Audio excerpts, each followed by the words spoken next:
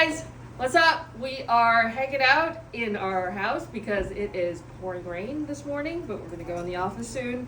All right, we'll get to the bag, but you have to address the outfit with the cowboy boots, the buckle. What's going on? I don't know. Okay, maybe I'm in like a Westworld kind of thought process. I'm not sure. And it's raining. I don't know. I'm just feeling it. All right. Right? It's kind of fun. Freestyle. Freestyling. I don't know. And it's just kind of fun. That's what I'm feeling. Plus jacket. Plus With jacket. a boiled wool. No, it's wool gabardine. Okay. This jacket is so old. I'm gonna date myself. But see, it's a great tailored jacket. There are things nice that you fit, invest yeah. in. And if you invest in something and you like it just stays in your closet forever and it's timeless. Like you could still wear it 30 years later. So whatever. I love this jacket. It's so beautiful.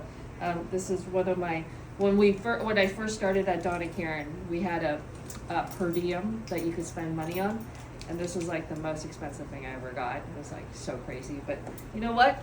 It's Timeless. worth its money, and it totally is timeless. So, speaking of timeless, let's check out this Irene sling #1. I love the sling. I've been using it, and every time I use it and I see it on my lap or on my, like just on my shoulder, it makes me so happy. I love it because it's sort of just things that you're just like, how could this even come together and be okay? But then I look at it and I just love it. So it's our olive supple leather mixed with our cheetah print, and it's just beautiful. And then with this custom painted yellow, it's just, I don't know, it's so great. I just love it. And I've been, in our reels, I was saying, you know, people always think a sling always has to be cross-bodied, but I'm kind of carrying my sling like a handbag these days. You've been doing that a lot.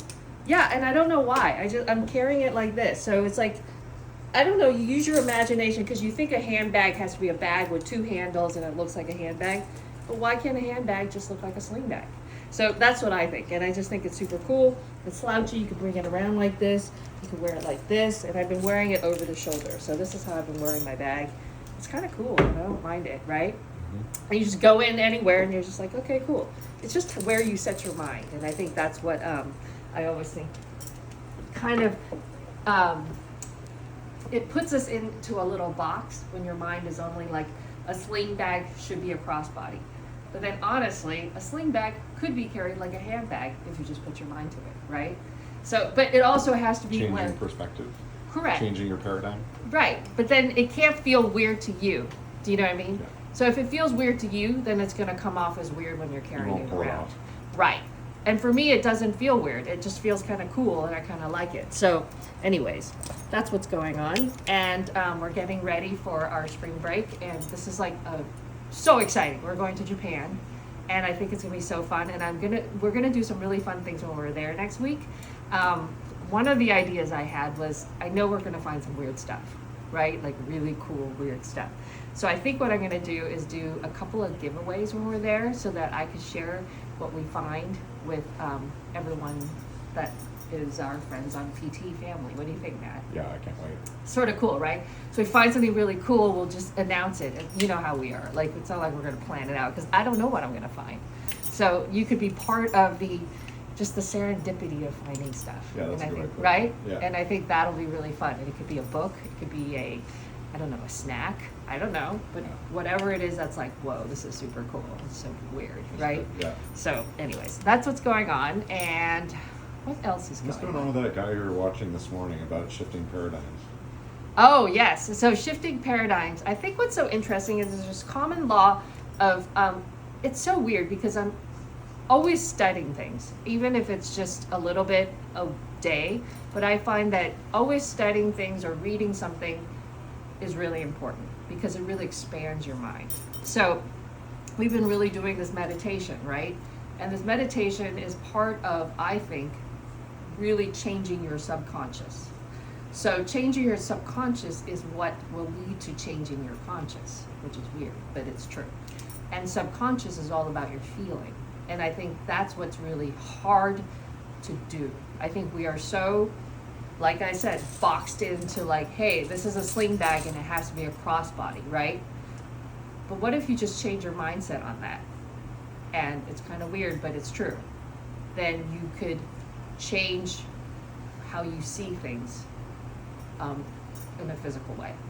and it will change the way you do things in this physical world. So I know it sounds really out there and a little weird, but I find that it is something to ponder about. And I guess it's like in all these little steps. So I challenge everyone to just think about what you want to be, right? So I think that's the starting point. And I think it's this idea of we are all aware of the conscious and the subconscious. Yes. But it's pondering on this idea of there being a feedback loop between the two that's got our interest They're right now. very interrelated.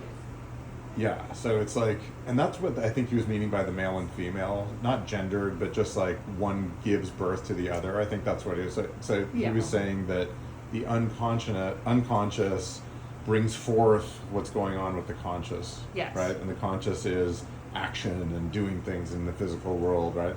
So in order to, and I think this all plays back into what we've been talking about with the meditation, in order to affect your physical reality, which is what we live in every day, right? You have to you want to prime your subconscious to do so, which in turn primes your conscious being, which is where you affect things in the world. That's what I'm getting out of that. It's totally 100. And I think in order to prime your subconscious, the only way to, one of the ways, I think there's many ways for people. There's different ways, avenues of doing it. I see people who do these insane, and that's why I think we've been watching these crazy endurance workouts. People tap into it in their own way. So these endurance workouts, that's maybe their way of tapping into their subconscious, right? Yeah. And I find that there's all these modalities, and you have to find your own way. They call it flow too. Correct. I think it's related.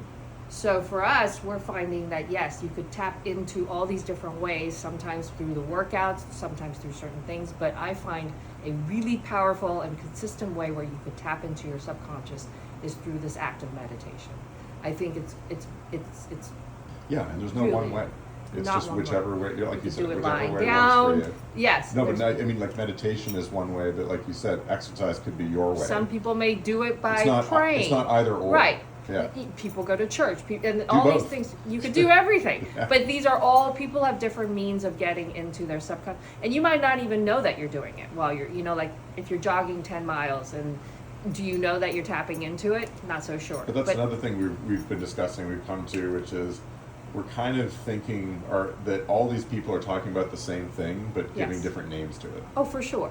So I think instead of like going through all these things, I think the first thing and the most important thing is think about what you want to be.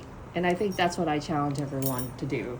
And think about it really, like feel it. Because the distinction was that the unconscious is primarily the realm of emotion and feeling. Yes. And the conscious is not exclusively, but primarily more about rational thought and action. Correct. Right? But I think let's not even go there. Let's just go to the one step, which is just think about what you want to be healthy. No, but the one step is the same thing. Like you have to feel that thing. I understand, but before even getting to the feeling, I think you need to just really think about what you want to be. And I think if you could do that first, and you think about it, and then you can imagine it all the time, that's when you start feeling it. So yes, Matt's totally right, but I think let's just do the hard work of just doing the first thing, which is what do you want to be healthy, to be happy, to be living a life of ease, to be, I don't know, a muscle person, to be, to be a reader. So there's all these things, and then after that, then we go into the next step, which is what Matt's saying, to feel what it feels like to be whatever it is that you have set your mind to.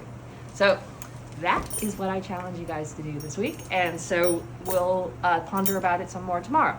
All right, bye guys.